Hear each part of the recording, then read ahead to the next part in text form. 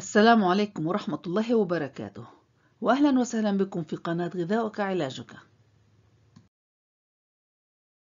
عن عائشة رضي الله عنها قالت: كان رسول الله صلى الله عليه وسلم يحب الحلواء والعسل. سيدنا محمد عليه الصلاة والسلام عرف بالتوازن والاعتدال في كل شيء، ولكن الكثير منا لا يعرف متى يتوقف عن تناول الحلويات الشهية واللذيذة، ويكون من الصعب مقاومة الحلويات وبالذات في شهر رمضان الكريم. استهلاك كمية كبيرة من السكر تزيد من خطر الإصابة ببعض الأمراض مثل السكري والقلب والسرطان.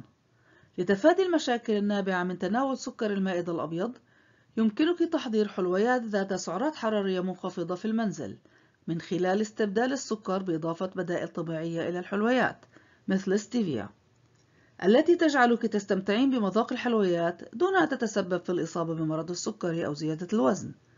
وإذا أردت استخدام العسل فيجب أن يكون باعتدال، لأنه أيضا يرفع من مستوى السكر في الدم. وإذا كان لابد من تناول الحلويات المصنوعة بالسكر الأبيض تمتعوا بها، ولكن يجب الانتباه إلى حجم الحصص والاعتدال بالكمية لتجنب السعرات الحرارية العالية وزيادة الوزن. وحاولوا تجنب الحلويات المقلية، ولا تتناولوا الحلوى بعد وجبة الإفطار مباشرة، لأنها تحدث اضطراب في مستوى السكر في الدم، مما يؤدي إلى زيادة الرغبة في تناول المزيد من الحلويات. لذا يفضل تناول الحلويات ساعتين على الأقل بعد تناول الإفطار. وإليك وصفة حلوى التمر باللوز السهلة والصحية.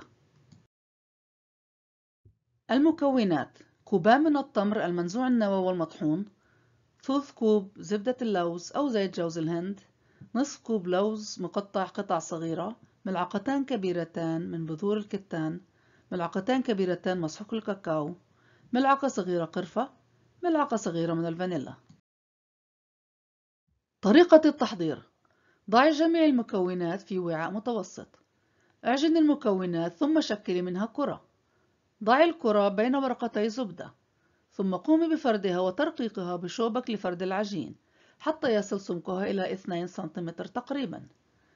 قومي بتقطيعها باستخدام يديك أو سكين إلى مستطيلات صغيرة. لفي كل مستطيل بورق بلاستيكي بإحكام. من الممكن تخزينه في الثلاجة، واستمتعي أنت وأفراد أسرتك بهذه الحلوى الصحية. شكرا لمتابعتكم. من فضلكم اشتركوا في قناتي وتابعوني غدا بفيديو جديد. صياما مقبولا وإفطارا شهيا.